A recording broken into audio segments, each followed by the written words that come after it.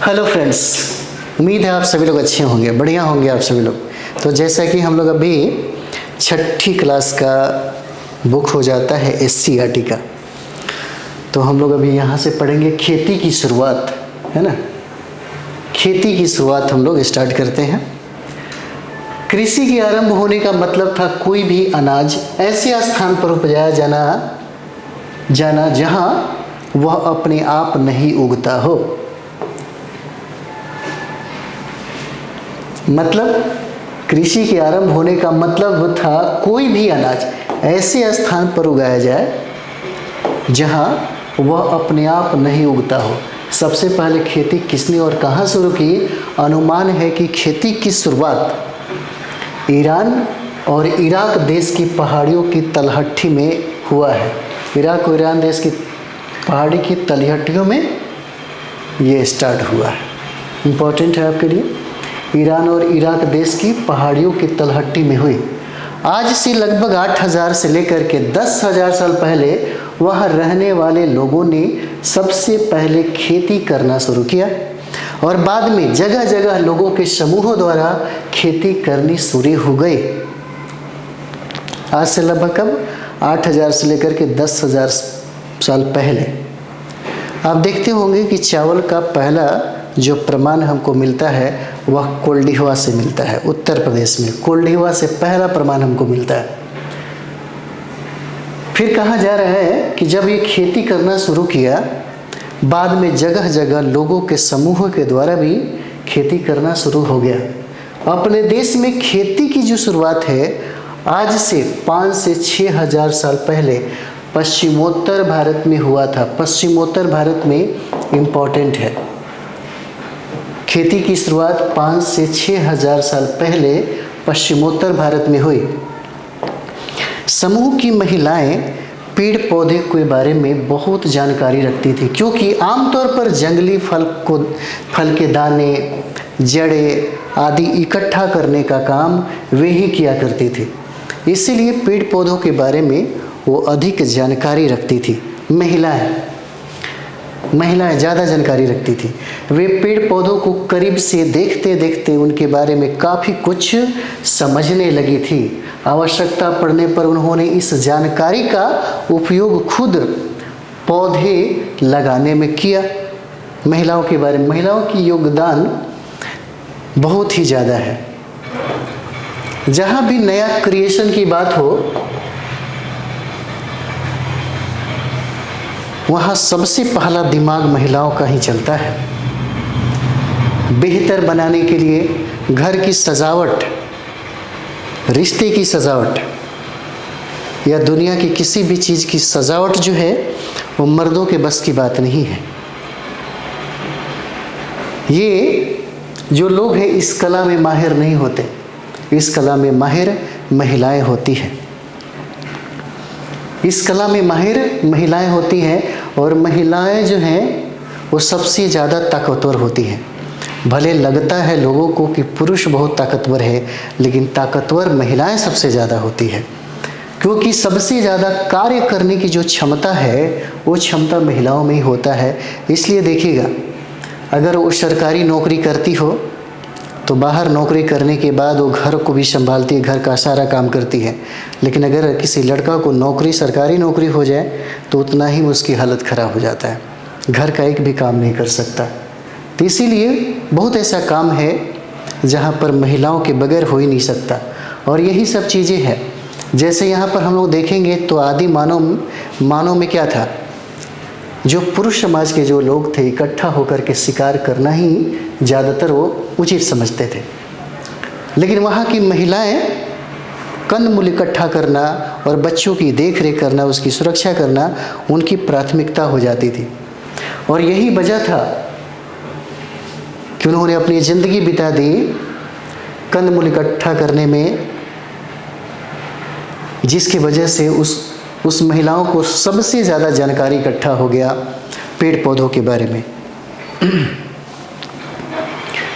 सारे जंगली कहता है कि यहाँ पर कि ऐसा माना जाता है कि मध्य एशिया के क्षेत्र में रहने वाले शिकारियों के एक समूह ने दूसरे समूह को क्या कर दिया? खदेड़ दिया।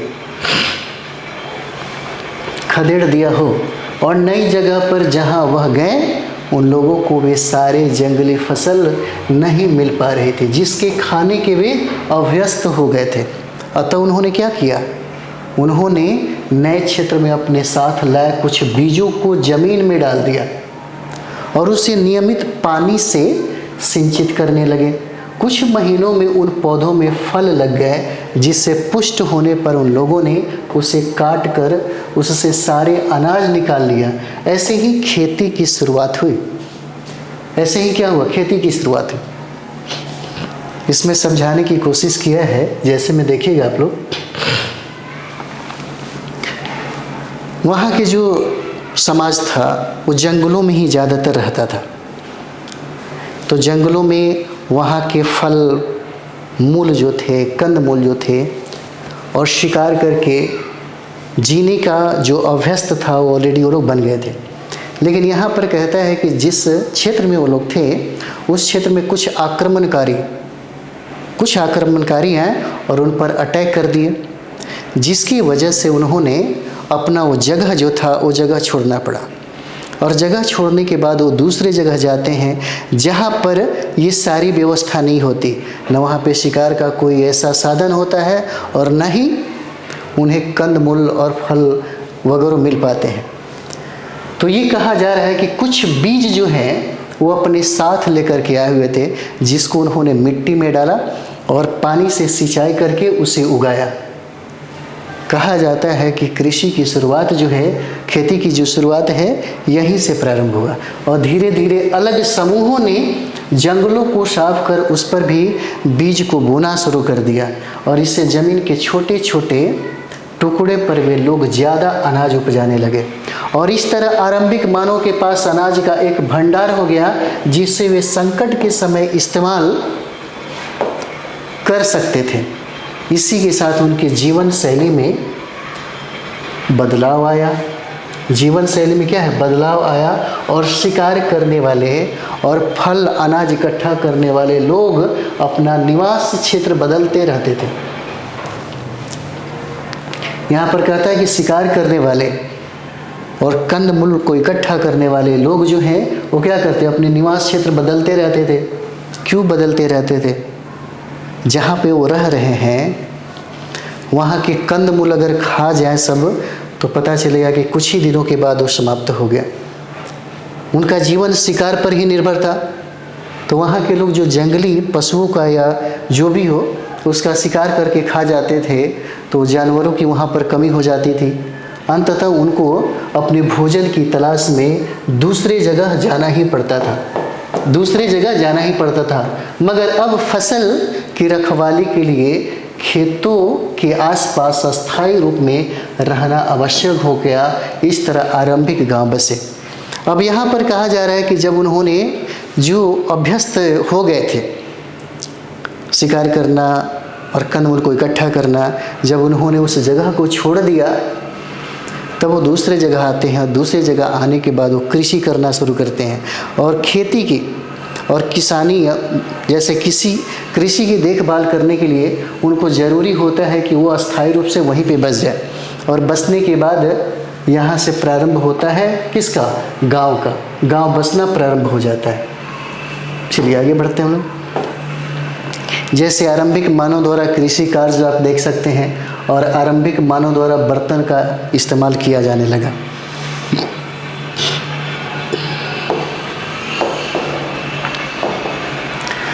चूँकि फसल तैयार होने में 5 से 6 महीने लग जाते थे।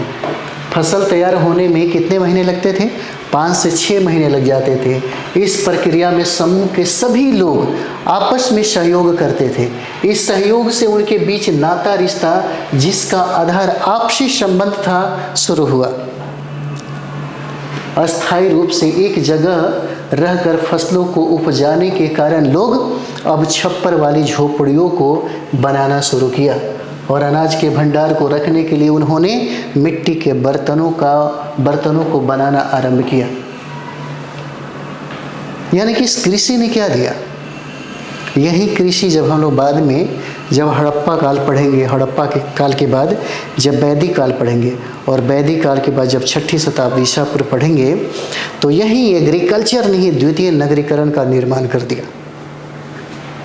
है ना। ये द्वितीय नगरीकरण का निर्माण कर दिया, और पहला नगरीकरण जो है वो हड़प्पा सभ्यता हो जाएगा। तो यहाँ पे समझने की कोशिश करिएगा, है ना। जब आप अस्थायी रूप से रहने लगते हैं, जब आप अस्थायी रूप से रहने लगते हैं, है ना, तो आप देखते हैं आपके पड़ोसी भी आपके मित्र हो जाते हैं।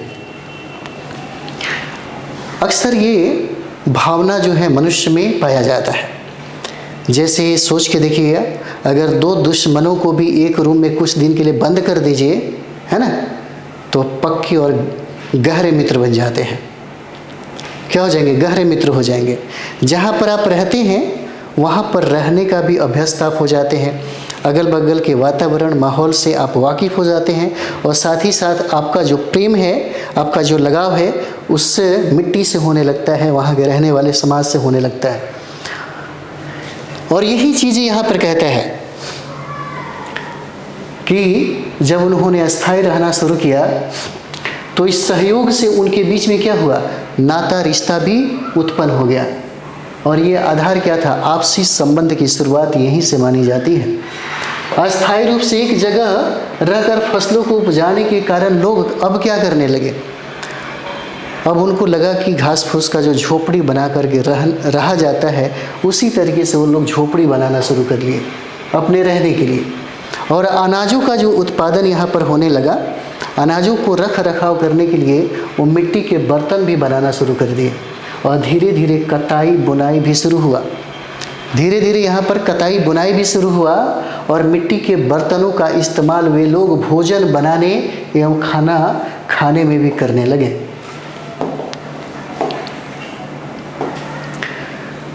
नेक्स्ट देखिए, शिकारी मानव के जीवन में ये सारे बदलाव हजारों वर्ष में संभव हो सकता था।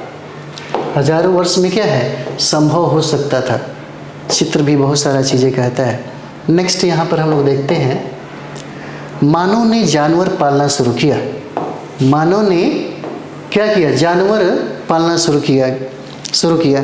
जैसे आप देखते हैं कभी कभी क्या होता है कि आज के ज़माने में छोटे छोटे मुर्गा मुर्गी का बच्चा हो, या बकरी का बच्चा हो, या सुअर का बच्चा हो, जो भी हो, उसका लोग पालन करते हैं। क्यों करते हैं पालन? ताकि उससे मोटी रकम हो सके, कमाई हो सके। 1 केजी का अगर 2-4 केजी का अगर आप बकरा खरीद कर लाइए और 20 केजी 30 केजी हो जाए, है ना, तो उसमें मांस भी ज़्यादा मिलेगा। इस तरीके से कमाई भी ज़्यादा होता है। कहने का मतलब है कि ये शिकारी लोग थे, और शिकारी लोग को ये धीरे धीरे बाद में एहसास हुआ, क्योंकि शिकारी अपने साथ जानवरों के छोटे छोटे बच्चे भी लाते थे, और बच्चे को पालने के बाद इनको एहसास होता था कि हम इसका प्रयोग यानी कि कुछ बाद में अगर करें तो ज़्यादा भरपूर मात्रा में हमें मांस की प्राप्ति हो सकती है ना। तो यहाँ से उन लोगों ने क्या शुरू किया? उन्होंने शिकार के जगह पे वो पशुपालन शुरू कर दिए। जैसे यहाँ पर देखेंगे, जिस समय खेती की शुरुआत हुई लगभग उसी समय पशुपालन भी शुरू हुआ। पशु पालने का काम वस्तुतः शिकारी संग्रहकर्ताओं ने ही पहले किया था। शुरू में जब ये लोग जानवरों का शिकार करते होंगे तो उन्हें पशुओं के बच्चे भी हाथ लग जाते थे। उसे वे पकड़कर अपने रहने के ठिकाने पर लाते होंगे, ताकि बड़े होने पर उससे ज़्यादा मांस प्राप्त हो सके, इस तरह आरंभिक मानव भेड़ों बकरियों के नन्हे मेमनों को एवं नन्हे बछड़ों एवं बाछियों को अपने पास बांध कर रखने लगे। धीरे धीरे उन्हें उन जानवरों की उपयोगिता समझ आई। उन्हें यह लगा होगा कि जानवरों को मारकर खा लेने की बजाय यदि जिंदा पाला जाए तो बहुत से नए फायदे मिल सकते हैं। आरंभिक मानव ने पशुओं को पालतू बनाते समय कुछ बातों का ध्यान अवश्य रखा होगा। जैसे ऐसे पशुओं को पालतू बनाया जाए जिनके लिए आसानी से भोजन उपलब्ध कराया जा सके, वह हिंसक न हो तथा नुकसान न पहुंचाए। उन्हें अपने साथ इधर उधर ले जाने में भी सहूलियत मिल सके, और शिकार खोजने एवं भोजन ढूंढने में उनसे मदद भी मिल सके।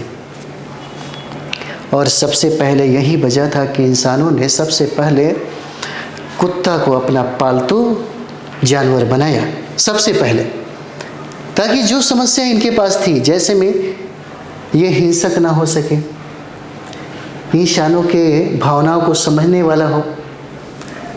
जब इंसान शिकार करने जाए तो शिकार को ढूंढने में ये इनकी मेहनत मदद कर सके। और यही वजह था कि इंसानों ने सबसे पहले ये कुत्ते को क्या बनाया, अपना पालतू जानवर बनाया। और यही सब बात सोचकर उसने सबसे पहले कुत्ता को, फिर सूअर, भेड़, बकरी और अन्य जानवरों को पालना शुरू किया। अन्य जानवरों को क्या किया, पालना शुरू किया।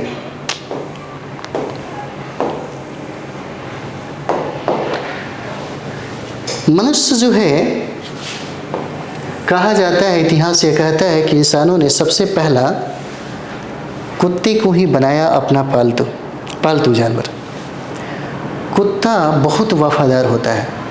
अगर आज के ज़माने से और इंसानों से अगर तुलना करिए तो इंसान वफादार नहीं होता जितना वफादार कुत्ता होता है।